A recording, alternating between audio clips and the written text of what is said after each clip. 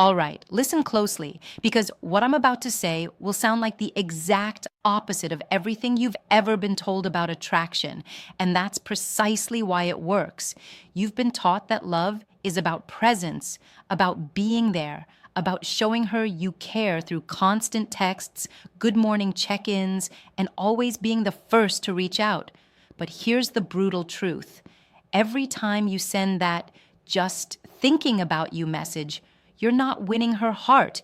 You're erasing yourself from her mind. You're giving her the emotional version of a Netflix series she's already finished. No cliffhangers, no mystery, no reason to hit next episode. She's not lying awake at 2:13 a.m. dreaming about you because you've already told her exactly how much you like her, how available you are, how safe and predictable and nice you are.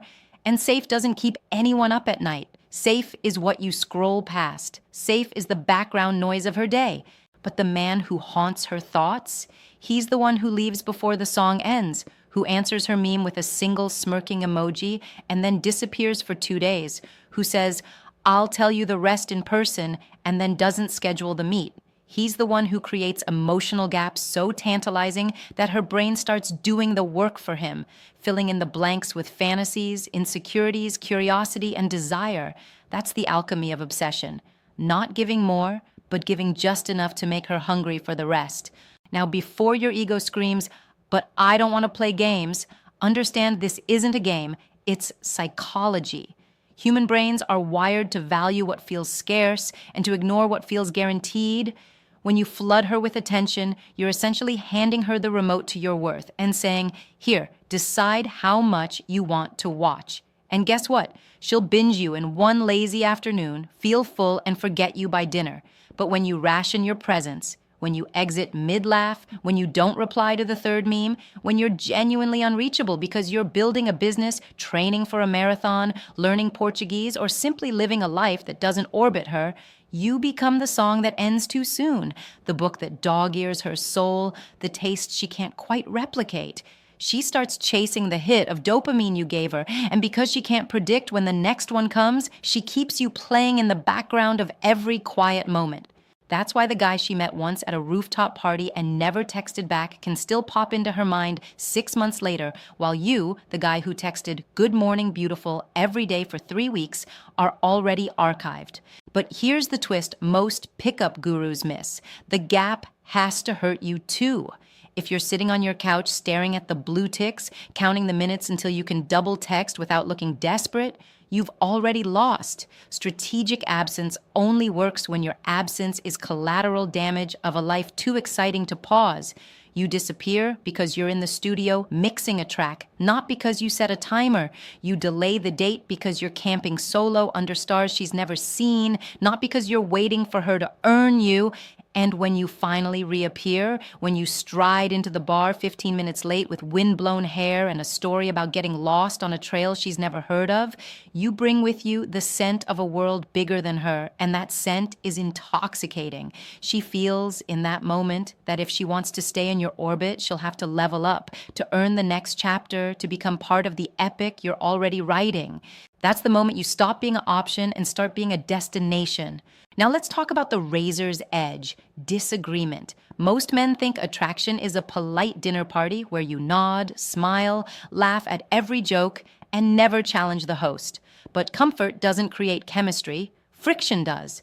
The man who respectfully says, "Interesting take, but I see it the opposite way," instantly separates himself from the chorus of yes men singing for her approval. He shows backbone, dimension, a mind that doesn't automatically default to whatever you want. And her brain, evolutionarily tuned to seek the best genetic and emotional match, lights up. This one can stand tall in a storm. This one won't crumble when life gets hard. This one might actually push me to grow. You become the only guy in her inbox who isn't afraid to puncture the balloon of consensus, and that tiny pop echoes for days. She replays the conversation, wonders if she was wrong, imagines arguing with you on a road trip at 1 a.m., windows down, hearts racing, and just like that, you're the soundtrack to her late-night insomnia, warm but not soft, interested but not bought, present but never clingy. That paradox is the hook she can't pull out. Finally, let's talk about the long game, because obsession isn't a sprint, it's a slow cook. After you've created the gaps, sparked the disagreement, lived the epic life, you plant the future ghost. Casual, vivid breadcrumbs of experiences you'll share someday. Not promises, just possibilities. There's a hidden jazz bar in the village. I'll take you when the saxophonist is back from Paris. I'm scouting a trail that ends on a cliff overlooking the ocean. Perfect for sunrise photos. We'll go when the wildflowers bloom. Then you go silent for 2, 3, even 4 weeks. You let those seeds germinate in the quiet soil of her imagination. She'll be brushing her teeth and suddenly wonder if the flowers have bloomed yet. She'll see a saxophone on a movie soundtrack and feel a pang she can't name. And when you finally resurface, stronger, tanner, carrying a new story about getting caught in a thunderstorm on that very trail, she'll realize the picture she painted of you is outdated, and the fear of missing the next chapter will hit her like a drug. If she never thinks about you during your absence, she was never yours to begin with. But if she does, you'll return not as the guy who hoped she'd miss him, but as the man who already knows she did.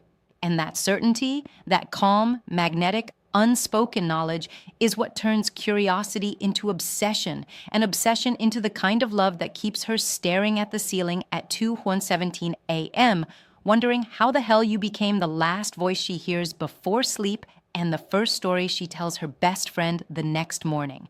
If this wired you up, smash subscribe and ring the bell. Next week, we drop another psychological depth charge. I'm Obsidian Psyche. No fluff, just the dark art of owning minds. Starting with your own.